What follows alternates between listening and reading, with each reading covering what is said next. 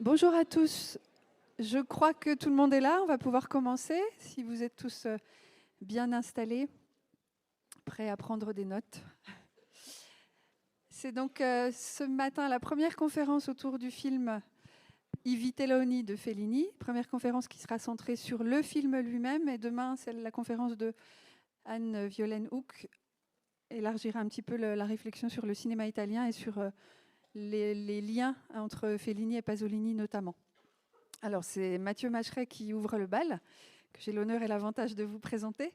Mathieu Macheret est donc critique de cinéma, notamment journaliste au Monde, la rubrique cinéma du Monde du journal. Il est également membre du comité de rédaction des Cahiers du cinéma et accessoirement de la direction artistique du festival Entrevue. Et c'est donc avec grand plaisir que je lui passe la parole. À l'issue de son intervention, on prendra 10 minutes avec un micro qui va circuler dans la salle. Si vous avez des questions à lui poser, qu'un échange soit possible, voilà, ce sera tout à fait faisable. Donc je cède la parole à Mathieu. Je vous demande de l'accueillir comme il se doit.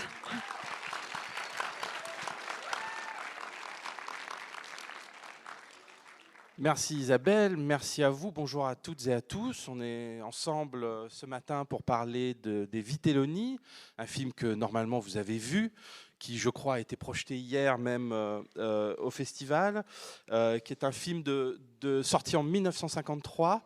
De Federico Fellini, un grand réalisateur italien, grand metteur en scène, qui a la particularité, Fellini, d'avoir su allier une créativité très personnelle, un univers qui lui est singulier. Il est souvent associé à un imaginaire baroque, c'est-à-dire déployé, très riche, plein de créatures et de rêves très oniriques, notamment liés au monde du cirque et du spectacle. Donc un créateur très singulier, très personnel, mais qui a réussi à frapper le grand public. Il a été connu longtemps du grand public. Beaucoup de ses films ont été des succès. Il a réussi à faire le lien comme ça entre créativité et succès public, ce qui fait que Fellini est devenu une des incarnations possibles du cinéma lui-même. De très rares personnalités, de très rares artistes dans le monde du cinéma ont réussi à l'incarner, à en être une forme de silhouette emblématique. On peut citer par exemple Charlie Chaplin, dont la silhouette de Charlot, du petit vagabond, est devenue presque un symbole du cinéma. Il y aurait aussi Marilyn Monroe, la fameuse actrice hollywoodienne, Alfred Hitchcock, le maître du suspense, dont la silhouette incarne aussi quelque chose du cinéma, et Fellini pour cet imaginaire incroyable qui a donné comme ça une image de la société italienne et en même temps aussi de ses rêves, de son inconscient, de son intériorité, comme ça, déployée comme un grand spectacle. Fellini, il a une carrière très riche. Il a tourné un grand nombre de films. Elle se déploie, on va dire, entre l'après-guerre et le début des années 90. Donc il y a comme ça plusieurs décennies qui sont concernées. Pour le présenter en rapport avec le film que vous avez vu, avec le film dont il est question ce matin, Les Vitelloni, un rapide portrait de Fellini avant d'en arriver au film lui-même. Fellini, il est né en 1920 à Rimini. Rimini, c'est R-I-M-I-N-I, qui est une petite station balnéaire sur la côte adriatique au nord-est de l'Italie. C'est une petite ville de province, très calme, où l'été, de nombreux Italiens viennent passer les vacances, mais qui le reste de l'année n'a pas beaucoup d'activité. Dans Rimini, on reconnaît un modèle possible de la ville où se déroulent les Vitelloni. Même si, vous l'aurez remarqué dans le film, il n'y a aucune ville qui est citée, hein, et je reviendrai un petit peu là-dessus par la suite. C'est une sorte de ville générique, mais Fellini est né comme ça dans l'Italie du fascisme, de Mussolini, hein, dans les années 20, dans une famille, dans un milieu petit bourgeois. Il grandit en pratiquant le dessin, hein, il se forme au dessin d'abord, il sera dans sa ville caricaturiste. il va dessiner des portraits de personnes sur la plage, il va faire des caricatures de stars, d'acteurs pour le cinéma de la ville, etc. Il est d'abord voilà, un dessinateur, un caricaturiste. Et il grandit vraiment en se formant à ça, en brossant des portraits dans la rue. Et puis il a une petite bande de copains, il règne comme ça sur une petite bande. Et on peut reconnaître aussi dans ces éléments biographiques beaucoup des points qui vont nourrir Les Vitelloni, qui est aussi un film de bande, hein, un film sur une bande de copains.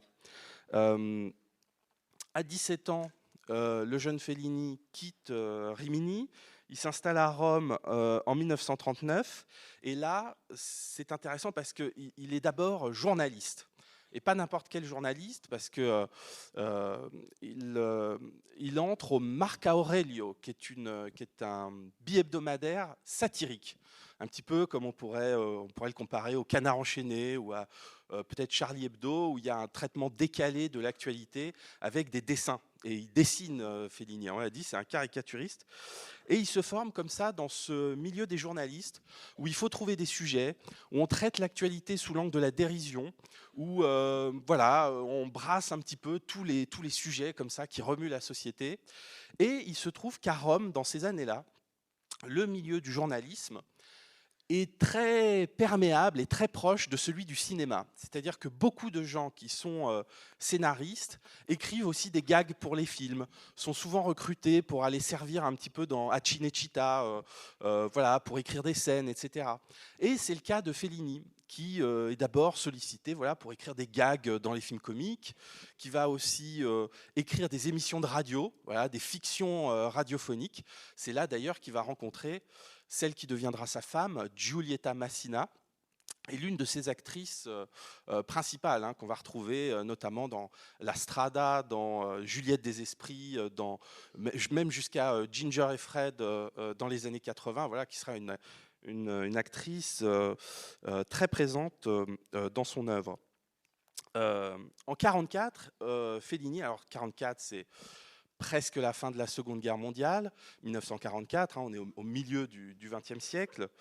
Fellini, il ouvre carrément une boutique de caricatures pour les GI américains qui sont dans Rome, qui viennent de libérer la ville. Et voilà, il dessine pour les soldats américains qui sont présents des caricatures, des visages comiques, etc. Et c'est vraiment des années de formation. Alors Fellini, il commence au cinéma justement dans l'immédiate après-guerre, au moment où Rome est libérée, ou sur le point d'être libérée, parce qu'à ce moment-là, il y a un autre grand cinéaste italien qui s'appelle Rossellini, qui va le recruter pour tourner un film. Il est en train de préparer un film comme ça à chaud sur la libération de Rome. Des nazis, de la Gestapo, etc. Ça s'appelle Rome, ville ouverte.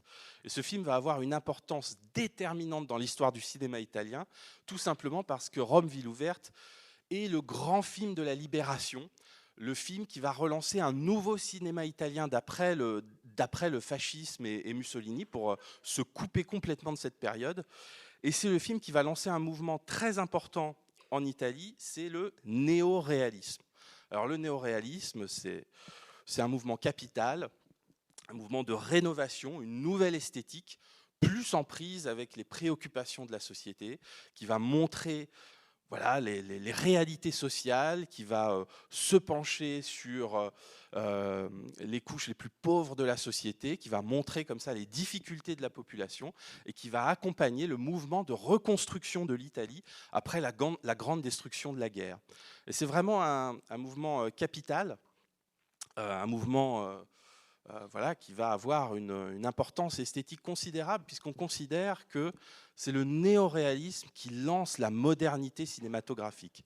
Tout à coup, on quitte les studios, la caméra descend dans la rue, on filme les ruines, on filme la pauvreté, on filme ce peuple de Rome qui est en difficulté. On va s'affronter comme ça à ces réalités d'où le terme de néo-réalisme, nouveau réalisme, qui coupe avec un cinéma de studio très axé, très enfermé sur lui-même, et qui se passait surtout dans des milieux bourgeois, des milieux aisés, pour des petites amourettes sans conséquences. C'était le cinéma qu'on appelait, je vous le dis en passant, des téléphones blancs. Alors c'est une métonymie, hein, c'est-à-dire ça concerne le mobilier qu'il y avait dans les intérieurs bourgeois représentés dans ces films, hein, des intérieurs aisés, où les hautes classes de la société pouvaient se permettre d'avoir des téléphones blancs. Donc c'est un petit détail comme ça de dérision. Qui situait ce cinéma-là comme un cinéma du passé, quoi. Le néoréalisme s'affronte avec les réalités. Fellini, notre Fellini, devient le scénariste de Rossellini, qui tourne sa trilogie de la guerre, sa trilogie néoréaliste avec Rome ville ouverte, puis Païssa, et enfin Allemagne année zéro. Et à cette époque-là en Italie, et très longtemps d'ailleurs, il n'y a pas un seul scénariste sur les films, c'est souvent des travails de bande, ils sont plusieurs, ils collaborent, il y a des grands scénaristes très célèbres comme Aghe Scarpelli, etc. Et Rossellini collabore, Fellini, pardon, collabore au scénario de Rossellini, et il va travailler comme ça, il va faire ses débuts comme scénariste. Et puis vient le moment de passer à la réalisation. Il co-réalise son premier film, Les Feux du Music-Hall, avec Alberto Lattuada. Et puis, il va tourner son premier long métrage tout seul, Le Chèque Blanc. Alors, le chèque, c'est C-H-E-I-K, c'est-à-dire, voilà, c'est un personnage oriental, une sorte d'archétype oriental. Mais surtout, c'est un film sur les romans photos, hein, les romans photos que lisent les jeunes midinettes à l'époque en Italie, ces espèces d'histoires qu'on trouve sur des imprimés de basse qualité où des acteurs sont photographiés avec des bulles, voilà, des bulles qui retracent leurs propos et qui sont des histoires d'amour un peu inconséquentes. Ça, c'est le premier film c'est le deuxième long métrage de Fellini, mais le premier qu'il réalise tout seul. Et Le Chèque Blanc est un échec, il ne marche pas en salle. Mais Fellini rebondit et c'est à ce moment-là qu'il va tourner Les Vitelloni, qui est son troisième long métrage.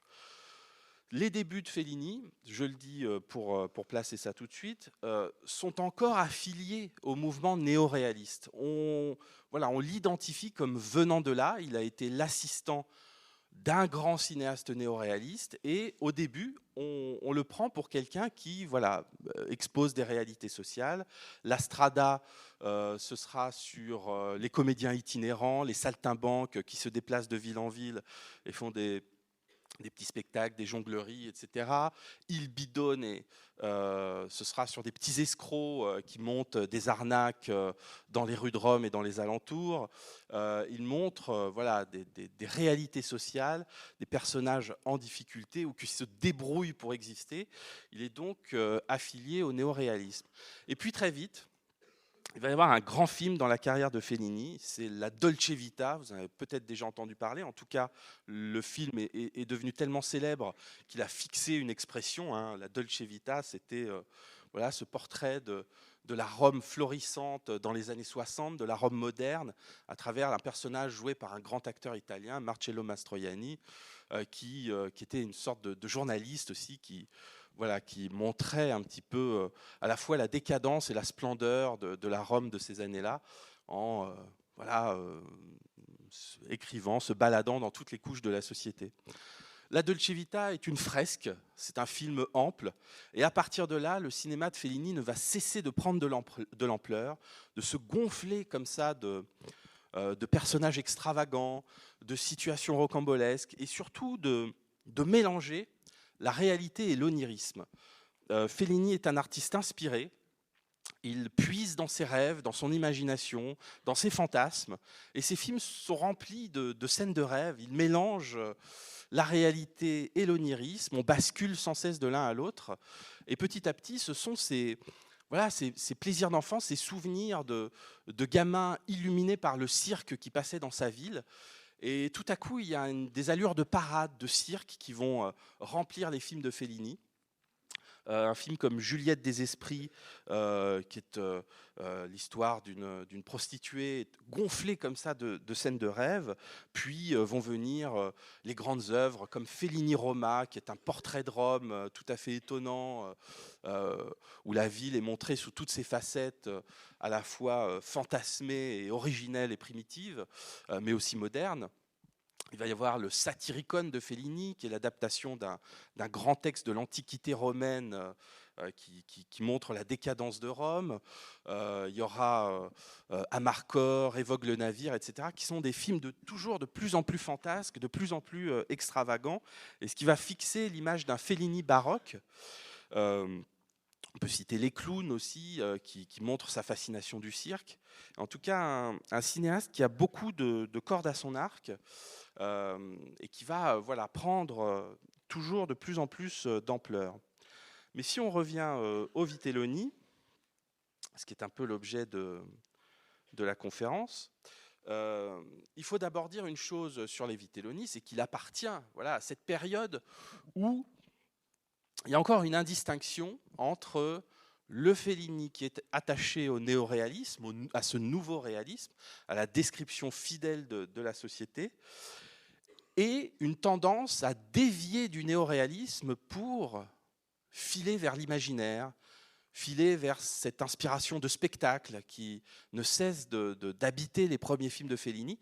Il y a une tension dans le film, on est à un croisement, et dans ce mouvement très structuré, très fort, avec beaucoup de règles qu'a été le néoréalisme, Fellini injecte le début d'autre chose. Il injecte une personnalité, une singularité, ses propres rêves, on l'a dit, ses propres fantasmes, sa propre imagination. Et en cette année 1953, où le néoréalisme a tendance à être un petit peu vers sa fin, il se transforme, il évolue, on en parlera par la suite, mais Fellini est l'un de ceux qui le fait dévier, le transforme de l'intérieur, le modifie et l'amène vers autre chose. Et les Vitelloni est caractéristique de ça. Je vais vous expliquer pourquoi. Disons, pour schématiser dès maintenant, que dans les Vitelloni, il y a une tendance réaliste et puis une tendance qui part vers l'imaginaire, qui nous emmène ailleurs, qui transporte les personnages hors d'eux-mêmes, où la caméra semble infiltrer l'intériorité des personnages. Une place est réservée à l'imaginaire et le film est toujours tendu entre ces deux pôles. Voilà. Pour poser ça assez schématiquement, on va préciser un petit peu par la suite. D'abord, première chose importante, le titre. Les Vitelloni, qu'est-ce que c'est ? Déjà, le titre nous interroge. C'est un mot qui est intraduisible en français. C'est un néologisme. Un néologisme, c'est un nouveau mot qui est forgé pour l'occasion. Fellini aura beaucoup de difficultés avec son producteur pour imposer ce titre, mais c'est un titre qui va faire aussi le succès du film parce qu'il forge un archétype. Alors qu'est-ce que c'est qu'un archétype ? Un archétype, c'est étymologiquement un type primitif. On pourrait dire une sorte de modèle, comme le chevalier dans les romans de chevalerie, le mafieux dans les films du crime organisé. Il y a plein d'archétypes, le bouffon dans la comédie, etc. Il y a une multiplicité d'archétypes dans les arts narratifs. C'est un modèle, c'est le premier modèle du genre. Et le Vitelloni, ça va être le premier modèle du genre qui va ensuite donner plein de déclinaisons dans la comédie italienne et qui sera repris jusqu'à plus soif et jusqu'à même certains exemples dans le cinéma français que vous connaissez peut-être comme le Tanguy en France, celui qui reste chez ses parents jusqu'à 30 ans, etc. Mais ça impose un archétype. Alors Vitelloni, c'est un mot du jargon italien, même du jargon de Rimini, qui veut dire les grands veaux. Les grands veaux, alors qu'est-ce que c'est que les grands veaux ? C'est-à-dire des veaux qui ne sont pas encore sevrés, qui têtent encore le lait maternel, mais qui sont déjà grandis. Et ça désigne évidemment la catégorie des personnages que va décrire Fellini dans les Vitelloni, à savoir ces bandes de jeunes de la petite bourgeoisie qui sont nés sans doute au début de la guerre. C'est la première génération de l'après-guerre, d'après la Seconde Guerre mondiale, qui peine à grandir, qui reste chez ses parents, qui ne veut pas trouver de travail, qui végète comme ça dans sa situation et qui tarde à rentrer dans la vie active, qui ne veut pas devenir adulte et qui se complaît comme ça dans une sorte d'enfance éternelle, hein, à faire des farces, à rigoler, à traîner en ville et à ne pas vouloir grandir. Et il y a quelque chose évidemment dans ce type qui est très lié à la comédie. Fellini entend faire une satire de ce milieu petit bourgeois des villes côtières du nord Adriatique, hein, de l'Italie. Mais à la fois, il y a quelque chose d'universel dans l'après-guerre, dans la reconstruction de l'Europe. Des générations vont, dans ce mouvement de reconstruction, devenir toujours plus confortables. La société va s'enrichir, un confort s'installe. Et puis, il y a au début des années 50, en 1953, chez ces jeunes gens, il y a un côté régressif, une façon aussi d'aller à l'encontre de ce qu'avait été la génération de leurs parents qui ont connu la guerre, les privations, les difficultés, le mythe des résistants, enfin en tout cas la prépondérance de la figure du résistant dans la société italienne qui est devenu un héros dans l'après-guerre, hein, les résistants aux nazis. Qui sont devenus adultes très jeunes, qui ont dû prendre des responsabilités très jeunes, etc. Eh bien, dans la génération de leurs enfants, ceux qui grandissent dans l'après-guerre, qui deviennent adultes dans les années 50, il y a une sorte d'inversion, hein. On ne veut pas devenir adulte comme nos parents résistants, on veut traîner dans cette enfance éternelle, on ne veut pas prendre ses responsabilités et on fait durer comme ça cet état d'enfance. Donc ça, c'est l'archétype que va fixer Fellini en voulant en faire une satire, c'est-à-dire en s'en moquant, en le tournant un petit peu en dérision, avec la tendresse qui est la sienne, mais c'est un peu le projet du film. Donc voilà, la traduction qu'on peut tirer de Vitelloni, ce serait un équivalent en français, ce serait les grands veaux, comprendre des veaux qui ont déjà la taille d'un bœuf, mais qui ne veulent pas grandir, donc qui têtent encore le lait maternel, qui sont encore dans les jupons de leur mère, quoi, en quelque sorte. Et c'est évidemment un terme comique, un terme de dérision, quoi, les Vitelloni.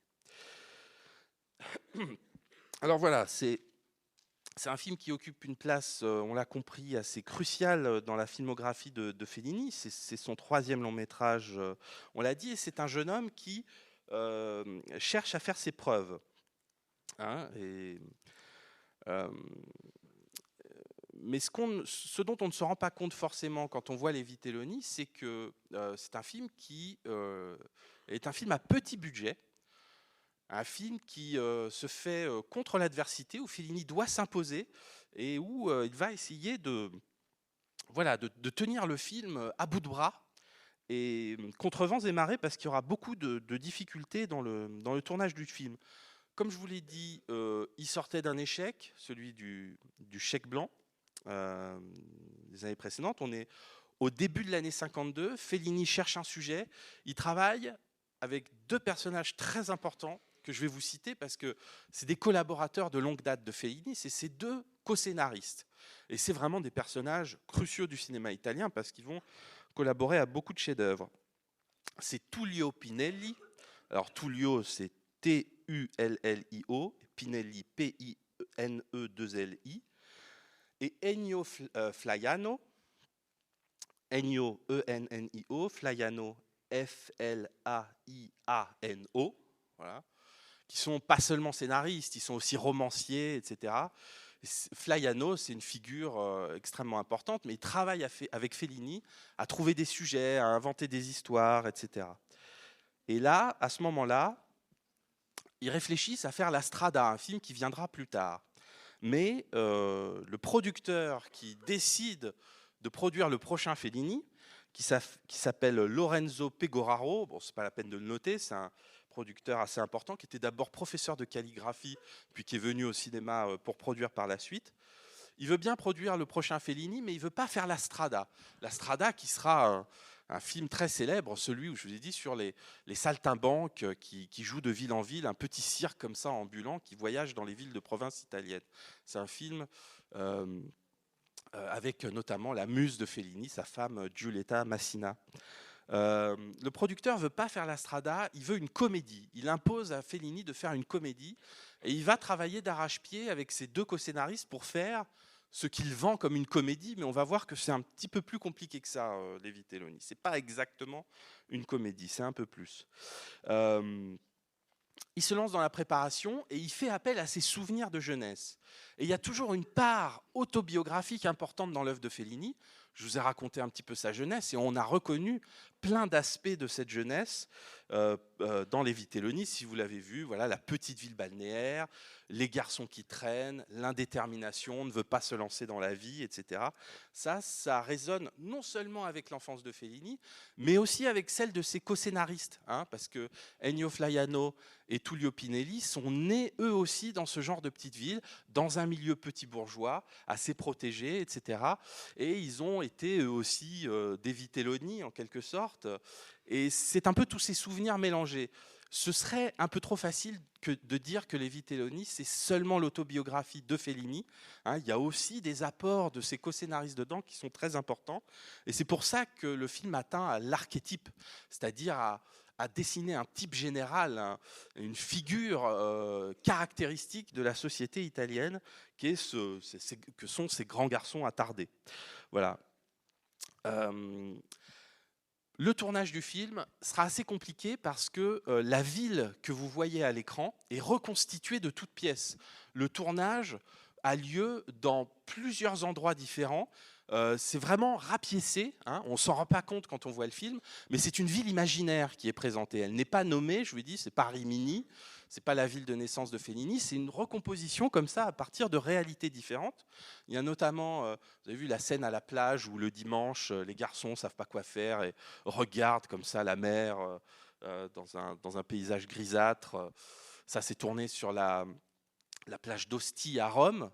La plage d'Ostia, et puis la scène du carnaval, la fête du carnaval, c'est filmé dans le théâtre Goldoni à Florence. Bref, il y a plein d'endroits comme ça qui recomposent cette ville fantasmatique, imaginaire des Vitelloni, mais qui essaye d'en faire une ville malgré tout réelle. C'est assez difficile de réunir les comédiens parce que Alberto Sordi, qui joue le rôle d'Alberto, qui n'est pas encore très connu dans le cinéma, mais qui a participé au précédent film de Fellini. Alberto, c'est le comique de la bande, celui qui fait des blagues, qui n'arrête pas de tourner les habitants en dérision, etc. Alberto Sordi est un comédien en tournée, c'est-à-dire qu'il a un spectacle tous les soirs dans une ville différente. Et ce qui est assez fou, c'est que le tournage des Vitelloni le suit. Hein. Donc c'est pour ça que c'est un tournage itinérant, parce que pour pouvoir tourner avec Alberto Sordi, on est un petit peu obligé de le suivre pendant sa tournée, ce qui rend les choses assez compliquées. Le tournage débute en décembre 52. Il s'interrompt pendant une semaine, il y a une trêve à Noël, bon, bah, c'est l'Italie, hein. Et puis il reprend à partir du 15 janvier 53. Il est éclaté, il est itinérant, on l'a dit, mais il y a quelque chose que Fellini affectionne, c'est que dans ce caractère nomade du tournage qui est toujours en train de se déplacer, il retrouve quelque chose d'une troupe de cirque, de ce cirque qui le fascinait dans son enfance. Et la troupe du film est un peu comme une troupe de cirque. Le producteur Pegoraro ne croit pas du tout dans le succès de ce film. Il y a des engueulades énormes avec Fellini au sujet des rushs. Vous savez, les rushs, c'est ce qui est tourné, pas encore monté, et qu'on regarde le soir. Le producteur voit les images tournées, il pense que ça va être un désastre, et il déclenche un contre-feu. Il essaye de produire en même temps une comédie qui s'appelle Les femmes mènent le jeu, qui est aujourd'hui complètement oubliée. Il pense que c'est cette comédie-là une comédie un peu érotique qui va marcher en salle. Résultat, c'est un échec. C'est les Vitelloni qui va véritablement cartonner, parce que déjà le film reçoit le Lion d'argent, qui est une récompense importante à la Mostra de Venise en 1953, festival très prestigieux. Et puis, il aura un énorme succès public, les Vitelloni. Il va circuler partout dans le monde et il aura une influence vraiment déterminante. Il va inspirer un très grand nombre de réalisateurs. On peut citer notamment...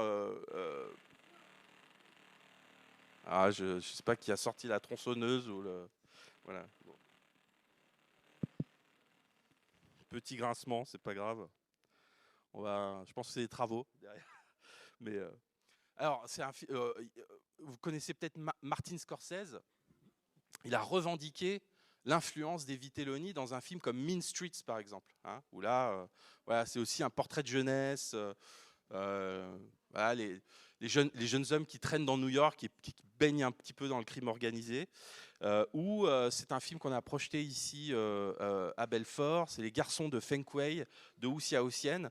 Je vous cite ces deux extrêmes parce que d'un côté à l'autre du monde, en fait, aux antipodes, que ce soit aux États-Unis ou en Asie, Wu Xiaoxian est taïwanais, bah voilà, l'influence du film s'est répandue mondialement en quelque sorte. Voilà. Comme je vous l'ai dit, le film est un peu à la croisée du néoréalisme et d'autres choses. Ce qu'on peut dire, c'est que Fellini a une personnalité à part entière, une personnalité un peu dissidente. Il va non pas trahir le dogme néoréaliste, mais le faire dévier. En 1953, je vous l'ai dit, le néoréalisme est en perte de vitesse. Il y a un nouveau public plus jeune qui vient dans les salles et ce que racontait le néoréalisme, la résistance, la misère sociale, les couches pauvres de la société, les faits de guerre, la libération de l'Italie, etc. Tout cela commence à avoir été beaucoup traité et les jeunes veulent un autre cinéma, le jeune public, plus en résonance avec d'autres préoccupations, et c'est ce que Fellini va faire avec les Vitelloni. De plus, le cinéma de Fellini échappe à une définition trop étroite de ce qu'est le réalisme. C'est-à-dire le réalisme, c'est pas seulement de montrer les difficultés sociales, etc. Pour Fellini, c'est aussi de représenter l'intériorité de ses personnages, de s'intéresser à leur psychologie et à leurs rêves. Et lui, il se revendique un réaliste différent qui considère les affects de ses personnages, qui considère leur monde intérieur et qui essaye aussi d'ajouter cette dimension très subjective à son cinéma. Et la subjectivité est très importante dans le cinéma de Fellini. Alors, ce qu'on peut dire des Vitelloni pour commencer, pour plonger un petit peu dans la lecture du film, dans une description plus précise. D'abord, c'est qu'il n'y a pas vraiment de personnage principal. On serait bien en peine de dire qui est le personnage principal du film. Il n'y en a pas vraiment. C'est un film collectif, on pourrait dire presque choral en quelque sorte, parce qu'il dessine le portrait d'une bande de copains, d'une bande de garçons qui traînent ensemble dans cette petite ville, qui tuent le temps. Et ce qui est très intéressant, c'est que le film s'ouvre sur, vous vous rappelez, l'élection de Miss Sirène. C'est un peu la fin de l'été, il y a encore des festivités, la ville est animée, etc. Mais très vite, comme c'est la fin de la saison pleine, le film bascule dans la saison morte, c'est-à-dire la fin de l'été. Tout à coup, c'est l'automne, l'hiver, les touristes s'en vont. Et la ville a affaire, se renferme sur elle-même, elle est délaissée, elle est abandonnée, il n'y a plus que ses habitants. Alors si on a le grésillement comme ça va être quand même un petit peu compliqué. Mais voilà, c'est dans la saison morte en tout cas que le film se déroule. On est dans le creux de l'activité de la ville, dans le creux de la saison, et c'est dans les mois d'automne ou d'hiver où la population baisse que le film se déroule. Donc, ce qui est intéressant, c'est que c'est une fiction collective. Il n'y a pas de personnage principal. Il y a un groupe de personnages, de 5 personnages. Il y a Moraldo, le rêveur, le plus jeune, qui est joué par Franco Interlenghi, qui était un jeune acteur du néoréalisme, Franco Interlenghi, qui avait joué notamment dans Xuxa de Vittorio De Sica, qui était un petit garçon comme ça, qui était un enfant acteur en quelque sorte, et qui ici joue le rêveur, celui qui traîne tard le soir dans les rues de la ville, celui qui reste le plus longtemps et qui parle avec le petit cheminot, le petit garçon qui va travailler le matin à la gare la plus proche. Il y a Fausto, qui est le séducteur, le dragueur, et dont il va y avoir une histoire assez intéressante, c'est qu'il va être pris dans un mariage auquel il est un peu forcé d'intégrer comme ça un milieu qui n'est pas exactement le sien. On voit que le père de Fausto est ouvrier et il va intégrer une famille, là pour le coup, complètement bourgeoise. Et c'est tout l'objet de la première scène de montrer qu'il est, qu'il est responsable de la grossesse d'une jeune fille, mais il ne va cesser de vouloir s'échapper de ce mariage. Il y a Alberto, qui est joué par Alberto Sordi. Alberto Sordi deviendra une immense star et une figure de la comédie italienne extrêmement importante. Il joue souvent le romain, il a l'accent romain, Alberto Sordi, et il a incarné beaucoup de personnages veules, voilà, de lâches, comme ça, une espèce de figure assez ambiguë, mais avec toujours beaucoup d'humour. Une figure ici qui est celui d'un farceur, de quelqu'un qui parle par ses blagues, par ses farces, essaye de se détourner d'une certaine réalité. C'est l'envers du mal méridional, en quelque sorte, celui qui est toujours victime des circonstances. Ici, c'est un peu le bouffon de la bande. Il y a Leopoldo, qui est l'intellectuel, l'intello, celui qui aspire à une carrière littéraire, à écrire, hein, et qui va avoir tout un épisode avec un grand acteur qui passe dans la ville. Il veut absolument le rencontrer et il va essuyer une déconvenue. Il est joué par Leopoldo Trieste, qui est quelqu'un qui a beaucoup mariné lui aussi dans sa petite ville de province et qui a tardé à s'affirmer. Il y a aussi une part de l'expérience des acteurs qui est réinjectée dans leur rôle. C'est important pour Fellini de s'inspirer aussi de la vie de ses acteurs et d'avoir comme ça une forme d'empreinte. Ils gardent quelque chose de leur expérience et c'est réinjecté dans leur rôle. Et puis, très intéressant pour un film dont on a dit qu'il y avait des touches autobiographiques, le dernier personnage de la bande, c'est Ricardo, celui qui a le bon vivant, celui qui chante, qui a un côté ténor comme ça, et qui est joué par le frère de Fellini, Riccardo Fellini, qui lui ressemble, qui a presque le même visage que lui. Enfin, il y a une ressemblance physique tout à fait étonnante. Et là aussi, on peut y voir une part d'autobiographie. Hein. C'est presque une représentation de Fellini lui-même à l'intérieur de son film. D'ailleurs, il porte le même nom et il y a comme ça une ressemblance qui est tout à fait frappante. Alors, on l'a dit, il n'y a pas vraiment de personnage principal. C'est un récit qui circule d'un personnage à l'autre. Hein, on se passe le relais. Chacun est susceptible d'occuper le centre du récit. Et surtout, Les Vitelloni, c'est un récit assez complexe, dont l'enjeu principal est de faire éprouver au spectateur le temps gâché, le temps perdu, hein, par cette bande de jeunes, le temps qu'on ne retrouvera pas, et un temps dépensé en pure perte. Et du coup, il y a une circularité du temps dans le film. On retrouve les mêmes lieux, la petite fontaine, le billard, le café et le billard, etc. Tous ces lieux que la bande fréquente, où on tourne en rond en quelque sorte, hein, et on croupit dans une jeunesse qui ne veut pas finir, qu'on essaye de conserver comme telle. Et c'est évidemment un récit d'une grande richesse parce qu'il est attaché à plusieurs caractères, mais surtout qui se déroule sur le mode de la chronique. Hein, la chronique, c'est-à-dire pas un récit qui est fait d'une situation de base, puis un élément perturbateur, puis des péripéties, un point d'orgue et une résolution. Non, pas du tout. Il n'y a pas cet arc tendu comme je dirais le récit classique standard. La chronique, c'est une narration qui est faite de temps faibles, de temps mort en quelque sorte, hein, de petits épisodes.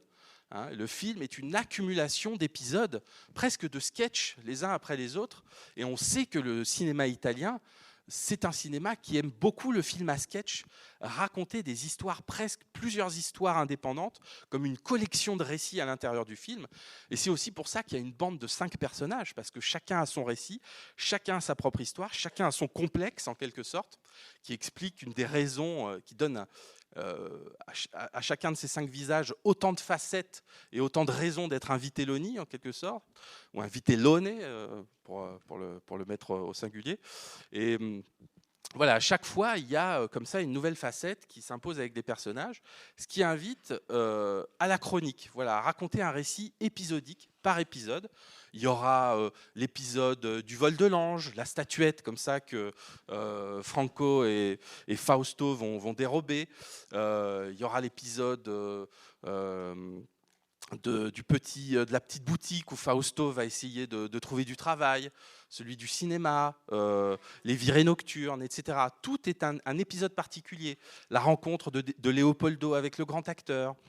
Ce ne sont que des petits épisodes qui sont presque comme, voilà, comme autant de sketchs.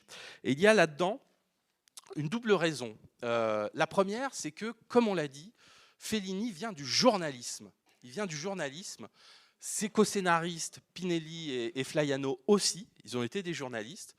Et il y a une façon de capter des petits faits de société, s'intéresser à tous les sujets, essayer de rassembler comme ça plusieurs tonalités, plusieurs registres, qui est typique de l'écriture journalistique, hein, qui est faite de faits brefs, de brèves. Hein, c'est un genre du journal, on dit des brèves pour les petits articles.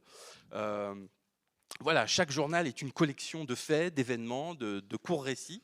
Et Fellini fonctionne comme ça, avec cet esprit de journaliste. Ce sera pareil pour la Dolce Vita, ce sera pareil pour beaucoup de ses films.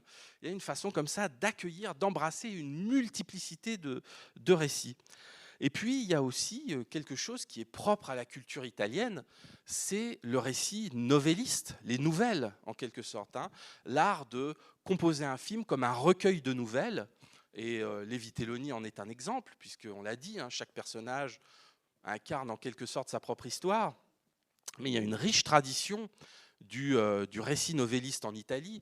On peut remonter au Decameron de Boccace, par exemple, hein, qui est un récit du XIVe siècle, pendant la Grande Peste, où une bande de jeunes gens s'abrite à l'extérieur de Florence et se raconte des histoires.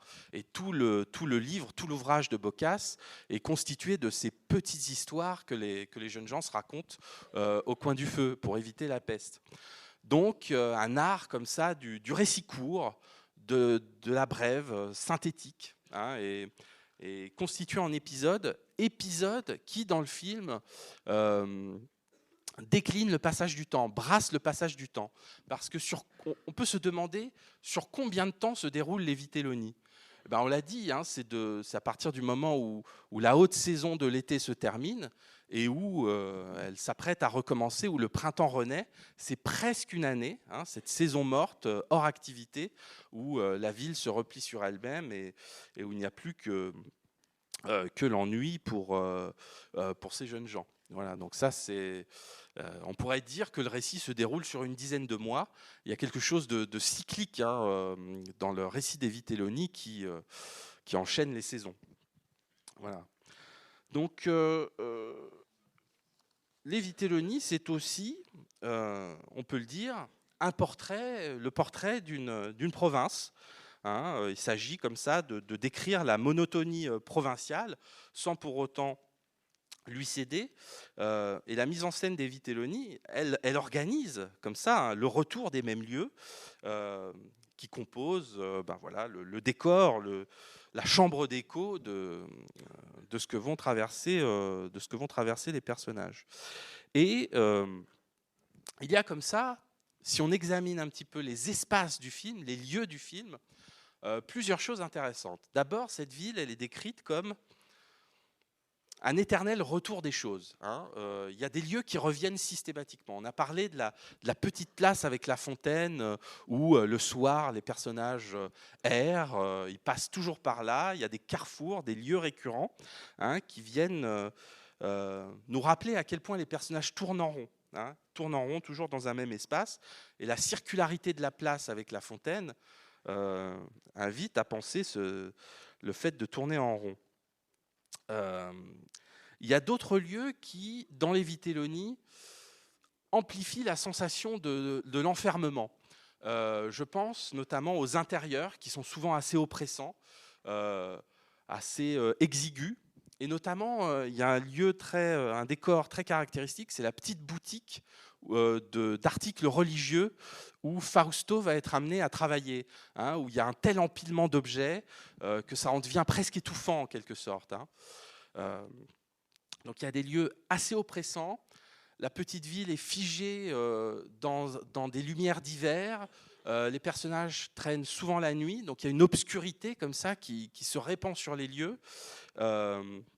Ce sont des façades d'immeubles assez froides, assez vides, comme ça, qui opposent un visage assez glacial au personnage.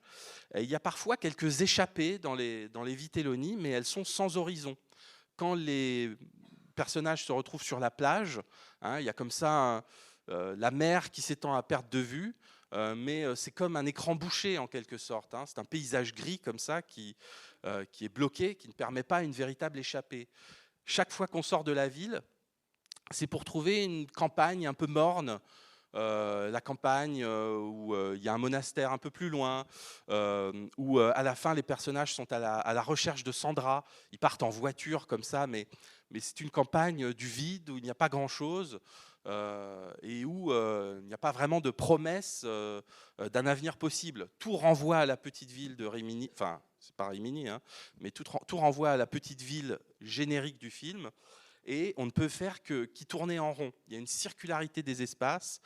C'est presque une sorte de place forte comme ça, avec sans doute des petites touches anciennes, des édifices comme ça, classés, anciens, qui ramènent toujours à une sorte de passé, un temps qui n'avance pas, qui n'évolue pas. Tout est fait de cycles figés dans les Vitelloni. Il y a un seul espace, qui est celui de la dernière scène, où il y a une véritable perspective qui crève l'écran. C'est celui de la gare. Hein. Vous avez vu les rails comme ça ouvrent tout à coup une perspective. Et la gare, ça va être le lieu où Moraldo s'échappe à la fin du film, où il va prendre le train pour, on le devine, aller dans la grande ville, aller à Rome. Partir est une des perspectives des Vitelloni qui est toujours suspendue, mais qu'il n'agrippe jamais. Sauf évidemment à la fin du film où Moraldo va passer le cap, passer à l'acte et vraiment quitter la ville. Mais tous rêvent d'aller ailleurs, d'aller à Rome, mais personne ne part vraiment. Tout le monde revient dans les mêmes habitudes, revient dans les mêmes repères. Et le récit des Vitelloni est fondé sur ces habitudes, sur ces répétitions. Hein, le seul qui partira pendant la durée du film, c'est Fausto pour son voyage de noces, mais il va très vite revenir en ville. Voilà. Donc, on a ici une sorte de typologie un peu des différents espaces des Vitelloni, qui sont partagés entre intérieur et extérieur, entre les rues de la ville et de rapides échappées à l'extérieur. Alors, maintenant, on va s'attacher un petit peu à ce qui fait la tension interne des Vitelloni et cette espèce de partage très caractéristique qui est à l'intérieur du film, parce qu'on ne saurait pas dire d'office à quel registre le film appartient. Hein, il y a beaucoup d'émotions brassées, la multiplicité des personnages fait que chacun apporte sa tonalité. Hein, Alberto est plutôt comique, Moraldo est plutôt rêveur, il y en a qui sont plus tristes que d'autres, etc. Comme ça, un panel, un échantillon de tonalité qui est amené par la multiplicité des personnages et le fait que Fellini ne veuille pas en détacher un, amener un protagoniste, celui qu'on appelle le protagoniste, donc qui prédomine sur les autres, il s'y refuse et il préfère échantillonner, avoir comme ça un ensemble de tons, de couleurs, de petites notes qui résonnent à travers ces personnages. Alors, comme il essaye d'établir la sociologie d'une certaine jeunesse provinciale et petite bourgeoise, Fellini, avec les Vitelloni, semble d'abord se placer du côté du réalisme, hein, puisque il retient plusieurs options qu'on associe au réalisme. La première serait celle de tournage en décor naturel. C'est pas du tout un film en studio. Les décors naturels, c'est des décors qui existent, dans lesquels on va tourner, on amène la caméra dans ces endroits-là, et c'est ce qui se passe ici. Le film, on l'a dit, c'est une petite ville reconstituée avec plein de morceaux différents, mais les décors sont naturels, ce sont des vrais décors qui existent. Et puis, on peut constater que le film ne cesse de prendre la tangente, de trouver des échappatoires, la scène du carnaval dans le grand théâtre de la ville, le spectacle qui vient itinérant de music-hall. À un moment, tous les personnages se rendent à un spectacle de music-hall où il y a des danseuses, où il y a un acteur qui va réciter un texte, etc. Il y a plein d'échappées, comme la scène aussi où Fausto et sa jeune femme Sandra se rendent au cinéma, hein, qui sont comme ça des des petits moments d'imaginaire, des petites bulles, tout à coup on se referme sur un espace qui n'est plus du tout totalement réel, mais qui est celui d'un échappatoire, du rêve, un moment où on va se projeter dans un imaginaire différent. Hein. Donc on peut attacher, voilà, ça c'est vraiment la tension principale du film, réalisme, imaginaire. Le réalisme, c'est évidemment tout ce qui se rattache à un certain portrait truculent de la jeunesse, hein, qui est assez typique du cinéma italien. Alors, ce qu'on peut dire du film, c'est qu'il ne va pas céder à l'idéalisme ordinaire de la fiction. Il se veut une critique, hein, des personnages qu'il aborde. Voilà, c'est pas une dénonciation, mais en tout cas, il va dresser une sorte de critique tendre des Vitelloni. Il va montrer ces personnages sous un jour à la fois, on va dire, tragicomique, comme ça. Hein. C'est une sorte de, voilà, de satire. Il y a une satire qui est faite de ces personnages parce qu'ils se présentent aux spectateurs sous l'angle de la médiocrité. Et ce que le récit met en avant, c'est plutôt leur tard, hein, leur retard et leur tard, leur complexe, qu'un ensemble de qualités. Il s'agit de... Voilà, les parcours des personnages sont plutôt des parcours négatifs, puisque tous sont amenés à foncer dans le mur de leurs illusions. Ils se retrouvent tous prisonniers de cette inertie de la petite ville de province, et il n'y en a qu'un seul qui réussira à dépasser ça, à aller plus loin, c'est Moraldo, on le dit à la fin, qui fait le grand pas vers l'ailleurs. Voilà. Et puis, il y a... Alors ça, ce serait la part, on va dire, la part de description, la part sociologique, le fait de brosser des personnages en prise avec un type social réel. Et puis, il y a plein de glissements dans le film, hein, notamment quand il y a cette scène assez intéressante à la terrasse d'un café où Fausto revient de son voyage de noces, et puis il a ramené un disque. C'est une sorte de samba comme ça, ou un mambo qu'il joue, et puis tous les personnages se mettent à danser dans la rue. Alors on a passé d'un début plutôt réaliste où ils sortent de la plage, ils s'ennuient, tout le monde se prélasse, et puis tout à coup les personnages se mettent à danser. Hein, il y a une déviation comme ça vers une ouverture, un possible imaginaire. Tout à coup, comme souvent chez Fellini, le motif du spectacle, la façon dont les personnages vont se mettre en scène eux-mêmes, sortir d'eux-mêmes, s'inventer une scène, même dans la rue, même au milieu de nulle part, va emporter le film vers une forme d'imaginaire. Alors voilà, c'est une façon pour Fellini, et c'est assez intéressant, d'opérer un glissement d'une description objective de la réalité vers la subjectivité des personnages, vers ce qui les anime, leur intériorité, etc. Et ça établit une suite de contrastes, et tout le film est basé sur le contraste. Voilà, contraste d'une scène à l'autre, changer de tonalité d'une scène à l'autre, passer du rire aux larmes, et puis contraste dans les lumières aussi, parce qu'il y a beaucoup de scènes nocturnes où tout à coup la part d'ombre envahit l'image, hein, on passe du jour à la nuit, il n'y a qu'une série d'oppositions, et les Vitelloni se déploient comme une série de contrastes, hein, d'épisodes, d'aventures, etc., où tout est contrasté. Alors le contraste, c'est justement de jouer des oppositions, de jouer des contraires, de susciter des paradoxes. Et ça va être tout l'objet de Fellini dans le film. À chaque fois que les personnages sont drainés vers une forme d'imaginaire, le récit les ramène à la réalité. Hein, c'est par exemple la grande scène du carnaval au milieu, où l'ivresse monte, les personnages sont déguisés, Alberto a revêtu une robe féminine, etc. Il est déguisé en femme. Tout le monde s'amuse, les cotillons s'envolent. Et puis l'ivresse monte tellement qu'au petit matin, Alberto débouche dans la rue. Et là, une immense tristesse le saisit. Il s'écroule sur le sol. Et c'est la gueule de bois, en quelque sorte. Il est ramené à sa condition de... Voilà, il y a quelque chose d'illusoire dans le carnaval, dans l'amusement, qui va le ramener à la réalité qui est la sienne, quoi. Et évidemment...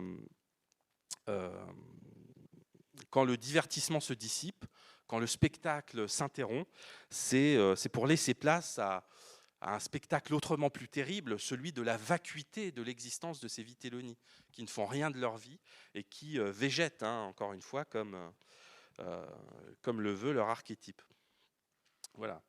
Alors, on en a parlé un petit peu, mais ce qui est intéressant aussi dans le film, dans cette répartition entre la réalisme et les percées, les bouffées d'imaginaire qu'il y a au cours du film, hein, on l'a dit, une scène au cinéma, une scène au spectacle de théâtre, les rêves des personnages, quand Léopoldo essaye d'écrire sa pièce le soir dans sa mansarde, il y a plein de bouffées d'imaginaire.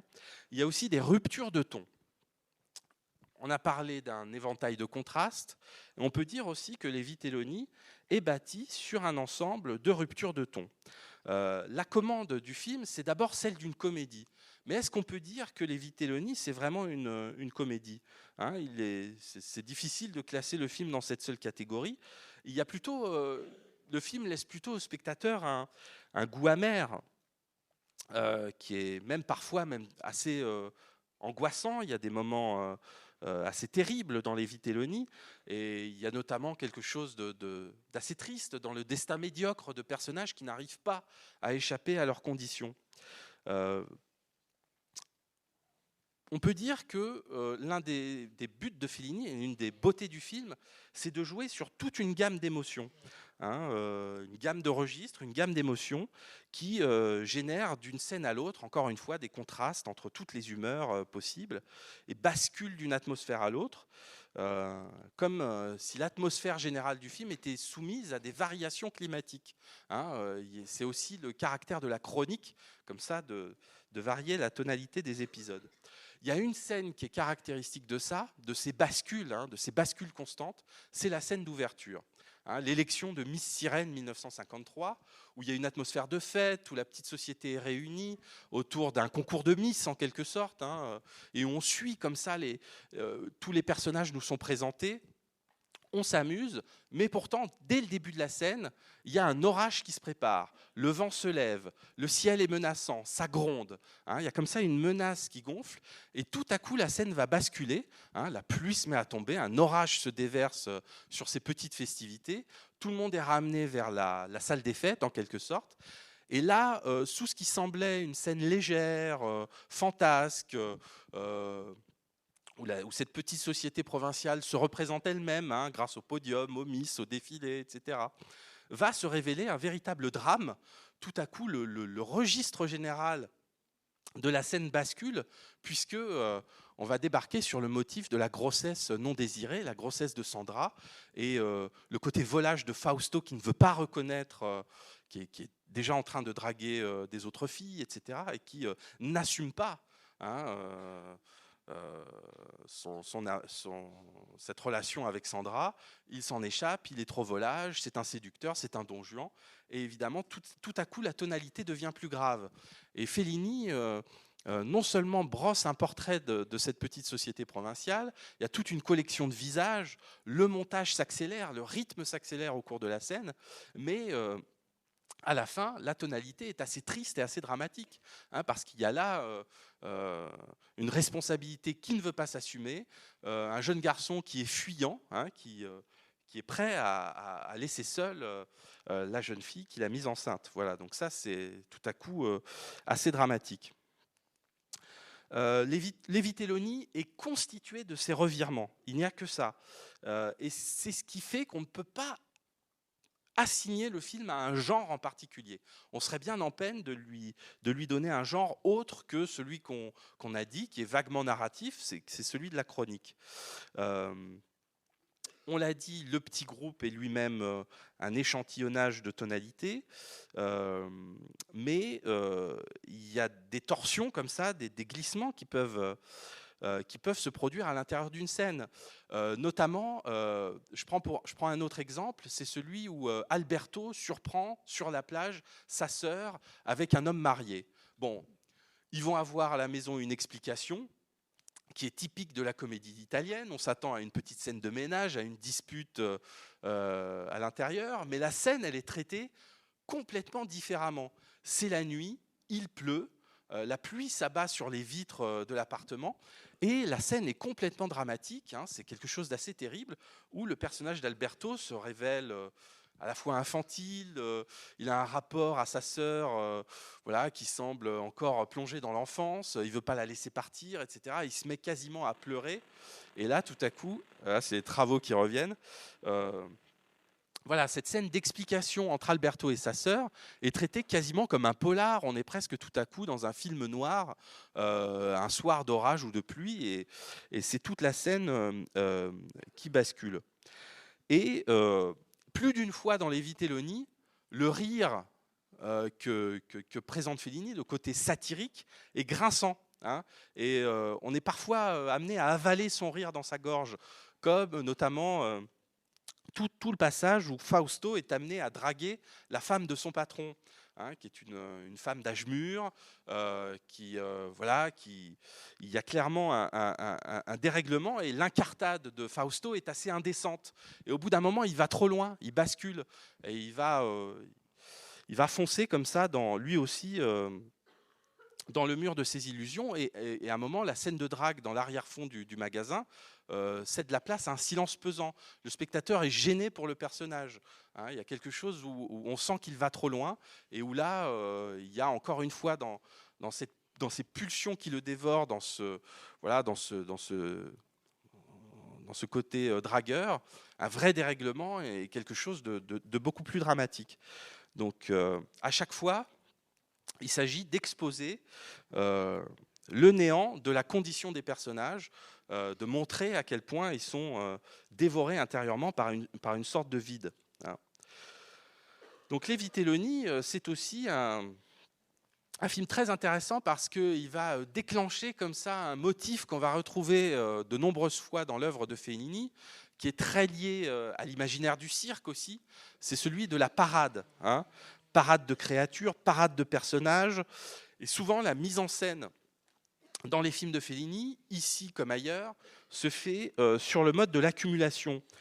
Il s'agit moins de condenser un récit efficacement que de ressasser, d'ajouter des personnages, d'ajouter des scènes. Ici, la chronique aide, d'accumuler les anecdotes, etc. Tout se fait sur le mode de l'accumulation. On sait, on a rappelé l'influence qu'a eu le cirque sur Fellini. Et il retient quelque chose des défilés de clowns, d'acrobates, des corps extraordinaires dont il tire très souvent dans ses films la métaphore d'une société italienne, elle aussi un peu chaotique, et en tout cas caractéristique de son temps. Cet art de la parade, on le repère dans les Vitelloni de plusieurs façons, mais appliqué au petit cirque de la vie provinciale.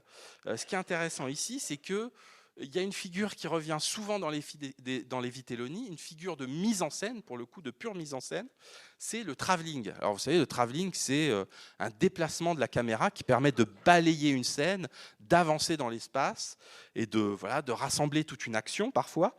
Et ici, il y a de nombreux travelling. Le premier mouvement du film, la première scène du film, c'est d'abord un travelling qui va nous présenter les personnages les uns après les autres. Ils sont assis à l'élection de Miss Sirène, etc. Et la caméra les balaye. Là, c'est une simple présentation de personnages. Mais le travelling va revenir à plusieurs reprises dans les Vitelloni, notamment au mariage de Fausto et Sandra, qui a lieu dans l'église, et où des travelling balayent les travées de l'église, c'est-à-dire l'assistance, les gens qui sont là, et où tout à coup, c'est vraiment un portrait de la petite bourgeoisie provinciale qui est faite, avec les rombières endimanchées, avec les bourgeois costumés, etc. Tout ce petit monde qui est rassemblé là, et où on retrouve le trait caricaturiste de Fellini, qui a un don pour brosser comme ça en quelques traits des personnages, qui les fait exister avec beaucoup de relief. Voilà, donc ça c'est une figure importante du film, le travelling, qui agit qui brasse, qui rassemble des multiplicités de personnages. Et puis, autre trait de mise en scène assez important, c'est la récurrence, le fait que Fellini se sert assez souvent du plan moyen. Le plan moyen, c'est-à-dire un plan valeur moyenne de plan qui est quelque part entre le gros plan et le plan rapproché, c'est-à-dire qui va cadrer les personnages comme ça, épaules, ou en tout cas qui est assez polarisé par les visages. Il y a une échelle moyenne comme ça, du plan rapproché au plan américain qui s'exprime dans le film, qui définit comme ça une sorte d'espace générique. C'est ce qui permet de faire exister évidemment toute une galerie de personnages, avec des plans assez courts en général. Le montage est plutôt enlevé dans les Vitelloni, et fait exister une multiplicité de personnages secondaires, hein, le temps d'une apparition, le temps d'une réplique, le temps de s'exprimer comme ça. Et souvent combiné à des focales assez courtes, hein, qui permettent d'avoir une véritable prise sur les personnages. Ces plans moyens inscrivent un trait saillant, un relief, encore une fois un art caricaturiste qui permet de caractériser rapidement les personnages. Par exemple, l'avant-tripotence du patron de la boutique d'articles religieux, la mèche grisonnante de sa femme qui marque comme ça très rapidement son âge et le côté aussi un peu indécent qu'a Fausto à s'attaquer à elle. Le moine que les deux compères vont croiser pour voler l'ange a un visage assez grêlé comme ça, c'est-à-dire piqueté par l'acné en quelque sorte. Ou par exemple les déguisements qui vont apparaître dans la scène du carnaval. Il y a comme ça une foule de détails triviaux, originaux, qui marquent d'un trait comme ça les personnages, un art de caractériser qui est très frappant dans les Vitelloni. Voilà, donc c'est aussi la part de satire du film. Et ce qui est très intéressant, c'est qu'on peut comparer tout ça, ce talent qu'a Fellini, au spectacle que les personnages vont voir à un moment, qui est une revue de musical, un spectacle de variété, hein, qui consiste à faire défiler les numéros. Alors ça nous renvoie à la parade, au cirque, etc., à l'imaginaire du défilé. Mais dans une revue de musical, il s'agit par des numéros rapides aussi de marquer un trait, de capter une caractéristique, et c'est exactement ce que fait le film. On a parlé des irruptions du spectacle pendant le film. Il y a plein de motifs de spectacle. Bon, voilà, la scène au cinéma où Fausto drague une voisine en présence de sa jeune épouse. Le musical, on vient d'en parler, la revue de musical où Leopoldo va être amené à rencontrer un grand acteur et subir une déconvenue. On a aussi là-dedans un portrait de l'Italie de l'après-guerre, hein, évidemment, avec ces troupes itinérantes qui se déplacent de ville en ville, un univers du spectacle qui essaye de colmater les brèches de l'après-guerre, et aussi un imaginaire baroque de Fellini qui s'exprime à plein régime dans la scène du carnaval, où tout à coup, c'est une scène assez centrale dans le film, tous les personnages se déguisent et l'image s'affole, hein. Il y a beaucoup de cotillons, de guirlandes, de décorations, des figures grotesques qui apparaissent, des grands pantins, hein, qu'on fait défiler dans la rue ou qui sont suspendus dans la salle des fêtes, etc. Il y a tout à coup une multiplicité d'éléments qui se met en jeu et qu'on pourrait définir comme une esthétique baroque, c'est-à-dire chargée, appuyée.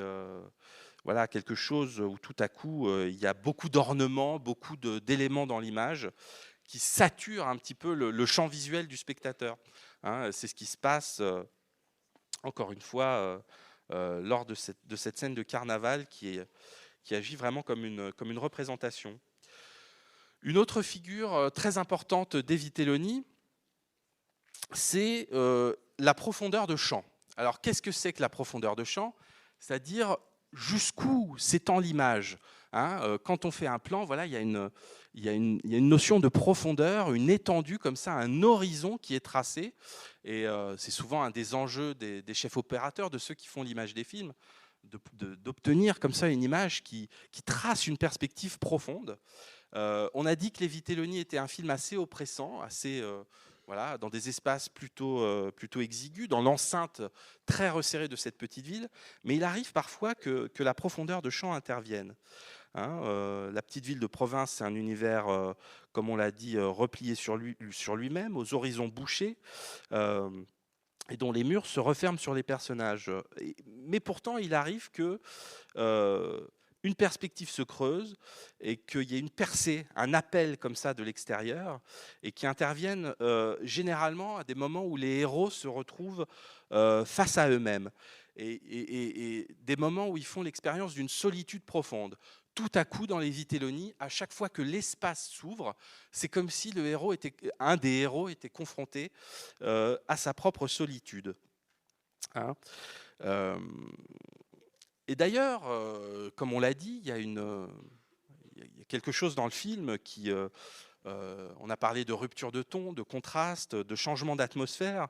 En effet, le film fonctionne sur des alternances de phases euphoriques, de gaieté, de joie, où l'image se trouve saturée, on a parlé de la scène du carnaval, et puis des retombées, hein, des moments où le champ se vide et laisse les personnages comme au bord du gouffre, un gouffre existentiel. On peut citer par exemple le moment où, après la fête, Alberto rentre chez lui et voit sa sœur partir au bras du fameux homme marié qu'elle fréquente, et tout à coup, hein, elle part en voiture. La voiture file dans la profondeur du plan. Voilà une profondeur de champ. La rue se creuse et Alberto reste seul face à la rue profonde, etc. Vous voyez, ça c'est un exemple typique d'un moment où où l'image, le plan construit une profondeur de champ, un horizon, une perspective, et pourtant cet horizon n'est pas quelque chose de libérateur. Le personnage d'Alberto se retrouve délaissé, dépossédé, arraché à sa sœur. Elle est partie et il est seul face à la profondeur de champ. Voilà, donc on peut citer aussi, il y a une scène très intéressante à ce sujet, c'est celle de la plage, hein, où tout à coup, après la fête, les personnages sont désœuvrés. C'est un dimanche, la haute saison est terminée, les touristes sont partis, et ils errent sur la plage. La caméra les saisit à la fois de profil et de face, mais aussi de dos, hein, sous tous les angles, comme ça, et ils sont opposés à l'espèce d'étendue de l'océan, qui est une sorte de vide, hein, au-devant d'eux. La plage n'est plus cet endroit animé et festif de l'été, c'est quelque chose de délaissé et de morne. Encore une fois, une perspective s'ouvre, et les personnages ont beau être ensemble, ils sont confrontés, chacun comme en eux-mêmes, à sa propre solitude. Voilà, donc il y a plein d'exemples de ça au cours du film, et on pourrait dire que chaque personnage a en quelque sorte sa ligne de fuite. Hein. La ligne de fuite, c'est un terme pictural qui désigne dans les tableaux le point d'horizon, hein, là où filent les lignes de la perspective, hein, d'où ligne de fuite. Et chaque personnage des Vitelloni, même s'il est amené à vivre en groupe, à retrouver les autres, à s'amuser avec eux, est souvent restitué à sa propre solitude. Hein. Léopoldo qui écrit tout seul dans son coin et qui discute avec la petite bonne qui vit un étage au-dessus de lui. Et d'ailleurs, il y a une perspective qui se creuse, qui est le puits de lumière entre les deux bâtiments, hein, où tout à coup, c'est là une perspective verticale, mais encore une fois, elle renvoie à la solitude des deux personnages. Chaque personnage des Vitelloni est sur sa ligne de fuite, sur sa ligne de perspective, qui le laisse souvent désespérément seul. Et la perspective la plus frappante du film, j'y reviens, on l'a déjà évoqué, c'est évidemment celle de la gare à la fin, qui est là une perspective d'échappée, une perspective d'espoir, la seule possible. Les rails de train étant filmés comme ça, en diagonale, dans l'oblique du plan, hein, qui tracent une perspective vers l'ailleurs, et qui sont voilà, une possibilité pour Moraldo de s'échapper. Et là, la construction vraiment plastique du plan est intéressante dans cela. Mais l'ouverture du champ, la profondeur de champ, sert aussi parfois à figurer l'absence, hein, comme dans l'épisode final où tous les personnages sont à la recherche de Sandra. Elle s'est enfuie, elle a disparu, elle a voulu voilà, échapper aux tromperies répétées de Fausto. Et là, les personnages battent la campagne, il y a une grande ouverture, des perspectives à perte de vue, des champs, voilà, tout un paysage de campagne, mais celle qu'ils cherchent n'est pas là, elle manque. Il y a un grand vide qui se crée autour d'eux, une grande angoisse, etc. Et évidemment, à chaque fois que l'espace s'ouvre dans les Vitelloni, les personnages sont renvoyés à leur propre manquement, à leur propre solitude. Et puis, je voulais aborder un dernier point, c'est qu'il y a dans la description de cette petite ville quelque chose de très troublant, je trouve. C'est qu'on a dit que le film ne pouvait pas s'associer à un genre en particulier. On hésite entre le drame et la comédie en permanence. Il y a à la fois une satire et quelque chose de tragique dans la médiocrité des personnages. Hein, c'est la richesse du film que de brasser toutes ces émotions. Mais il y a quelque chose d'autre encore qui me semble très important et sur lequel je voudrais finir parce que ça permet d'ouvrir le champ, d'ouvrir les perspectives. Si on pense un petit peu au décor dans lequel se déroule les Vitelloni, on a des rues plongées dans l'obscurité. On a souvent le souffle du vent hein, qui se faufile dans les rues la nuit et qui est assez sinistre. Hein, obscurité, vent qui résonne, des hautes façades muettes aux volets clos. Il y a des étendues désaffectées. Il y a dans cette petite ville des figures assez monstrueuses et recroquevillées sur elles-mêmes. Le film se passe souvent de nuit. On a là plein d'éléments, d'ambiance qui appartiennent pas tellement à l'environnement comique, mais à autre chose, à une sorte presque de film d'épouvante en quelque sorte, ou de film d'horreur. Alors j'utilise des termes exagérés, mais c'est presque ça. L'ambiance qui est posée dans les Vitelloni a quelque chose d'un peu gothique, comme on le dirait, de certains romans qui se passent dans des châteaux hantés. Cette petite ville, elle est presque hantée en quelque sorte. La province reculée que le film dépeint, elle a des aspects inquiétants. Et qui diffuse parfois un parfum assez macabre. Vieilles pierres, monuments du passé. Le film fait penser à ces châteaux antiques qui tiendraient comme ça des personnages captifs qui seraient condamnés, on l'a dit plus d'une fois, à tourner en rond entre ces murs. Évidemment, il y a presque un clin d'œil à la tradition gothique qui aura des répercussions en Italie. Ça me permet de parler rapidement du son dans les Vitelloni. Souvent, il s'agit de tendre l'oreille. On a parlé de la scène d'ouverture où le vent résonne et vient perturber comme ça la petite gaieté, la légèreté de la petite société provinciale. Les bourrasques qui balayent les artères dépeuplées de la ville, ou les flots de l'Adriatique qui se font entendre lors des dimanches de désœuvrement. Il y a un ressac monotone dans le film, hein, plein d'échos comme ça qui accentue la sensation physique du vide. Et parfois, c'est même le tintement du clocher de l'église qui signale les heures tardives, ou la sonnerie, le signal d'un train qui résonne au loin, le clapotis solitaire d'une fontaine dans la nuit. Tout cela, ce sont des bruissements dont le film est rempli, ce qui fait que la parole n'est pas toujours au centre des Vitelloni. Elle est bien sûr là, saillante, avec des dialogues rebondissants, mais il y a aussi toutes ces sonorités du silence, du vide, qui ne seraient pas étrangères aussi à un film d'épouvante ou à un film de fantôme. Hein, souvent, la ville des Vitelloni installe une atmosphère assez lugubre, proche de l'onirisme. Hein, et si on veut faire un petit développement sur le gothique, alors le gothique, c'est une tradition littéraire qui est liée qui est née dans l'Angleterre du XVIIIe siècle, avec des romans comme Le Château d'Otrante d'Horace Walpole, les romans d'Anne Radcliffe par exemple, ou Le Moine de Lewis.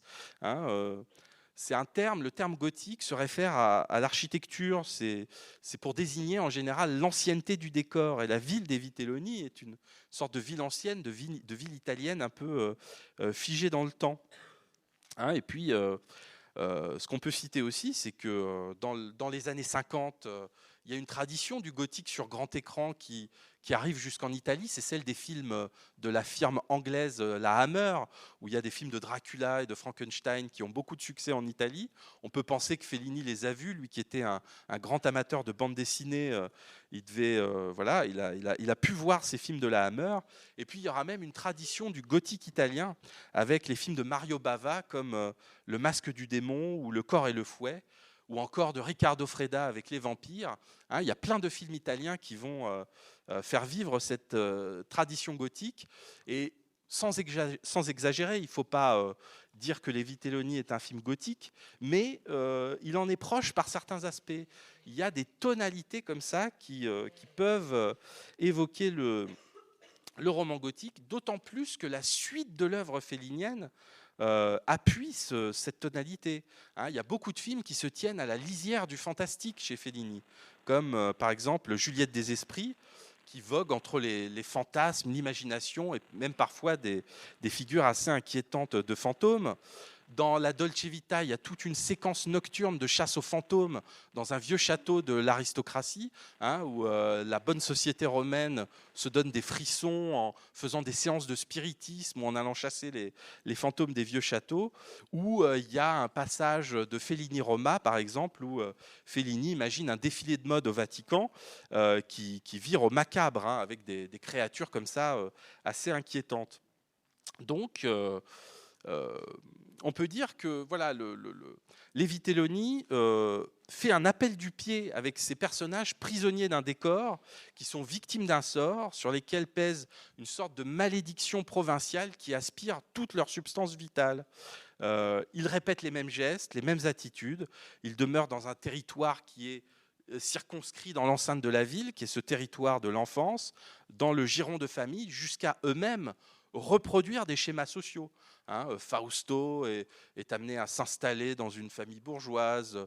Tous finissent par être récupérés par la ville, par se fondre dans des habitudes auxquelles ils voulaient échapper au départ. Ils sont tous aspirés par un cadre de vie bourgeois et dévitalisé. Hein, et la ville est filmée comme ce monde imaginaire, presque onirique, presque d'épouvante, qui se nourrit des rêves de chacun.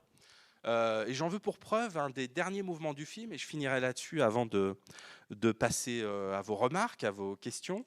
Vous avez remarqué que dans la scène finale, le moment où Moraldo est près de monter, à 2 doigts de monter dans le train, celui où il quitte la ville, il part vers Rome, vers la capitale.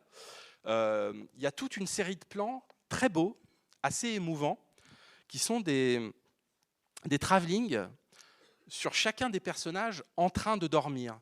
Ils sont tous figés dans le sommeil, saisis dans cette situation d'endormissement, hein, pris dans leurs rêves comme ça, comme s'ils étaient prisonniers d'un grand palais des glaces, où finalement le ferment de la vie quotidienne, c'est de dormir, c'est d'être dans un état endormi, dans un sommeil éternel. Et Moraldo, en partant, hein, les travelling rappellent aussi le mouvement du train qui l'emmène petit à petit vers la ville, brasse comme ça le souvenir de chacun de ses amis qui restent, eux, pétrifiés dans le sommeil, comme les figures elle aussi, d'un film fantastique. Voilà. Donc j'en ai fini avec Les Vitelloni. On a brassé un petit peu un paysage du film. Je vous remercie de m'avoir écouté jusque-là. Et puis, merci.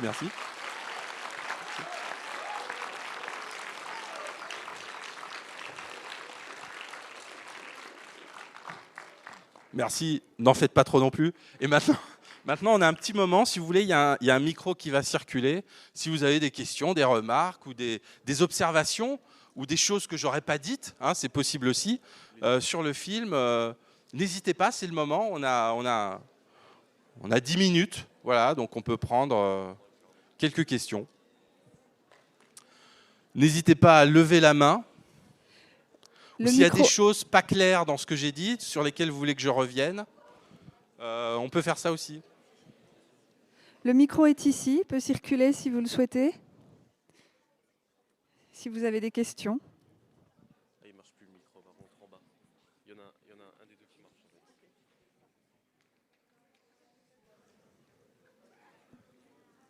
C'est pas fini hein, encore, hein. On a encore un petit peu de temps, donc voilà. Est-ce que tout est clair? J'en doute.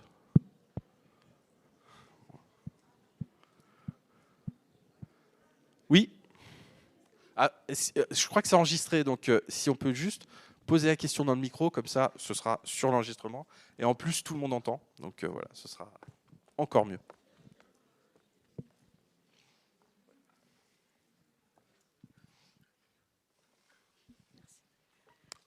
Merci pour votre conférence. Que pourriez-vous nous dire sur le personnage du petit cheminot, du jeune garçon important à mes Ouais. yeux. Ouais. Alors déjà, c'est un personnage, le petit cheminot, qui est très frappant parce que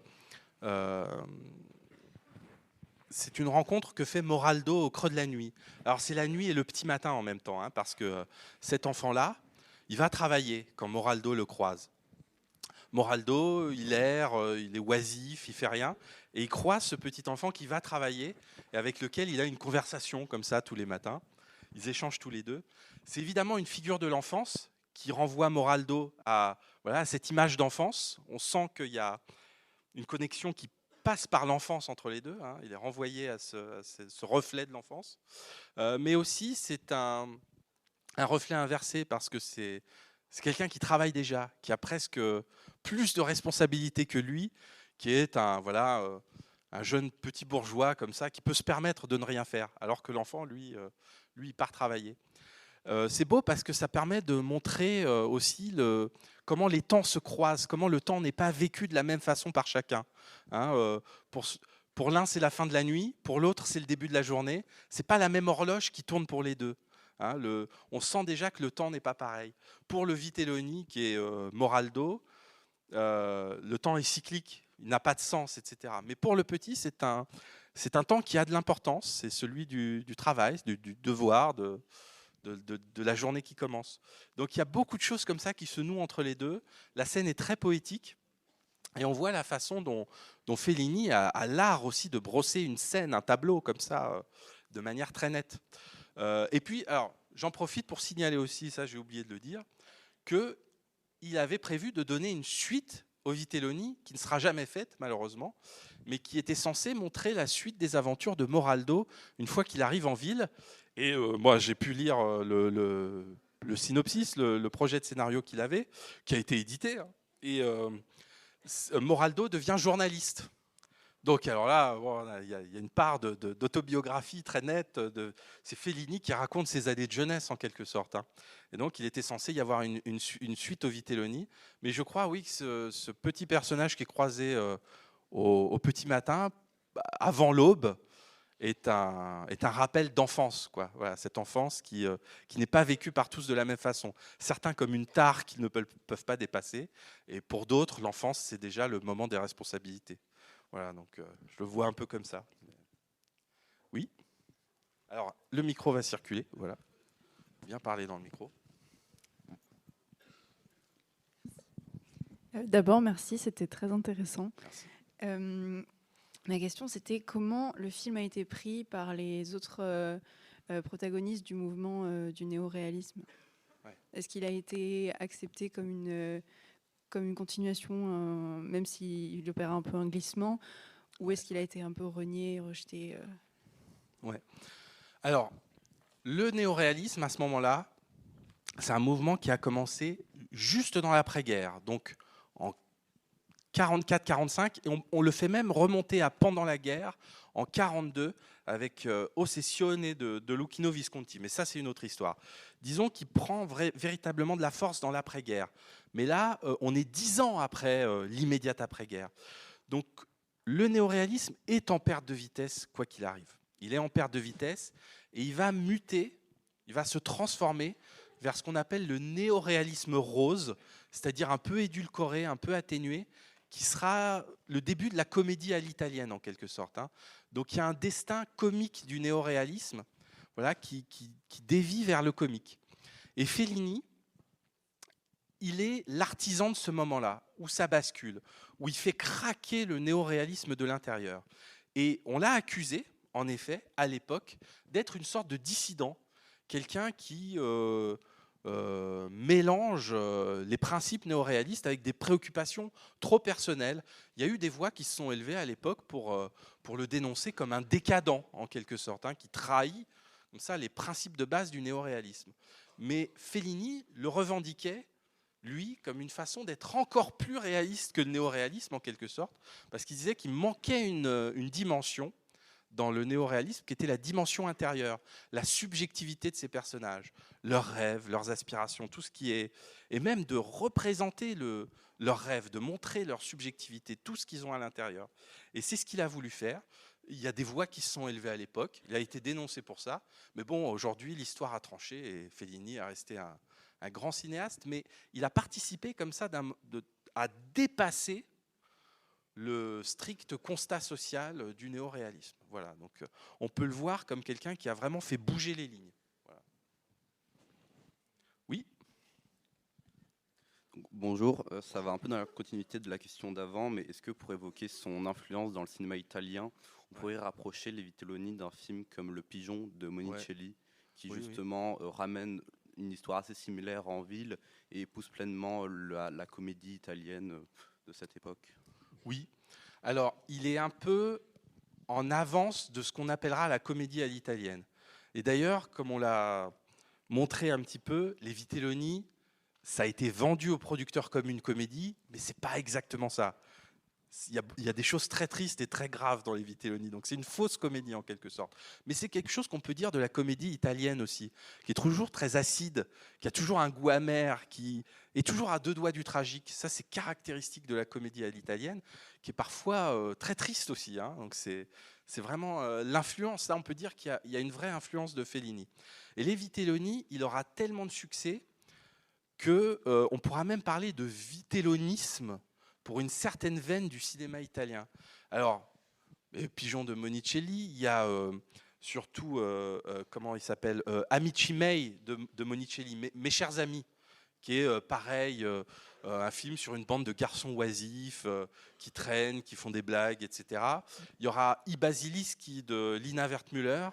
Voilà, toute une veine comme ça qui va... Parce qu'en Italie, il faut le dire, le cinéma était une industrie florissante avec une production très importante dans les années 50, dans les années 60. Après, ça va un peu décliner. Mais dans ces années-là, il y a des filons. Quand un film marche, les producteurs veulent en reproduire la recette. On essaye de faire pareil et de ramener le succès.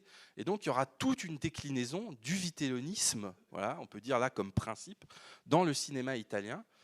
Dont Fellini a une influence particulière. Après, il y a aussi une tradition dans le spectacle italien, dans le musical, etc., même de commedia dell'arte, hein, du côté expansif, du côté baroque que peuvent avoir les films de Fellini, qui a aussi beaucoup infusé dans le cinéma italien. Mais dans la comédie, c'est toujours aussi... ça peut paraître paradoxal, mais il y a une forme de mélange d'alliance entre la légèreté et la gravité dans la comédie italienne, hein, qui sont très liés justement à la tradition des Vitelloni. Ouais, ça, c'est assez juste. D'autres remarques, idées? On a encore un petit peu de temps pour une question. Juste une question dans la construction du récit. À un moment au milieu du film, on a un fondu au noir et on voit le second tempo. Ouais. Est-ce que vous pouvez juste un peu expliquer qu'est-ce que ça signifie exactement? Le second tempo? Oui. C'est-à-dire le passage c'est quel moment du film? En fait, on est au milieu du film. Je crois que c'est Fausto qui vient de se faire engager dans la petite boutique et il y a une musique et là on a un écran noir avec écrit second tempo. Il n'y a pas d'explication sur... D'accord. Non, c'est simplement une forme de chapitrage en quelque sorte. Hein. D'accord, okay. Voilà, il y a aussi le passage des saisons qui est décliné. Et il y a un élément, vous m'y faites penser, merci, dont je n'ai pas parlé, c'est la voix off, hein, qui est un élément important aussi du film, parce qu'on ne l'a pas dit, mais il est raconté en voix off, et cette voix off se fait passer pour un Vitelloni. Elle dit « nous », c'est une voix off personnage en quelque sorte, mais on ne sait pas lequel. Hein, on ne sait pas qui parle dans la voix off. Qui est le personnage qui se dit Vitelloni? Est-ce que c'est un de la bande des 5? Est-ce que c'en est un autre? On ne sait pas. Mais en tout cas, le but est c'est une chronique. Hein, on raconte le temps qui passe, les saisons qui passent. Alors il y a un second tempo qui marque peut-être un basculement du film dans plus de gravité, dans des choses plus profondes, plus lourdes. Ça va être l'hiver, hein, on passe de l'automne à l'hiver, il y a quelque chose comme ça. Il va y avoir la naissance du fils de Fausto, il y a plein d'événements comme ça qui scandent les saisons, qui scandent le temps. Hein, et oui, le passage au second tempo, c'est une façon comme ça aussi de marquer le passage du temps. Et la voix off y contribue aussi. Hein. À chaque fois que la voix off résonne, il y a ce qu'on appelle un montage séquence, c'est-à-dire un moment où on va prendre plein de petites vignettes comme ça, qui montrent le passage du temps, qui condensent de manière assez rapide. Hein, et c'est aussi voilà, tout le but des Vitelloni, c'est aussi de montrer ce temps figé, ce temps mort où il ne se passe rien et où quelque part voilà, la ville se referme sur les personnages. Voilà, ben je vous remercie, vous avez été très attentifs, merci beaucoup et puis à bientôt.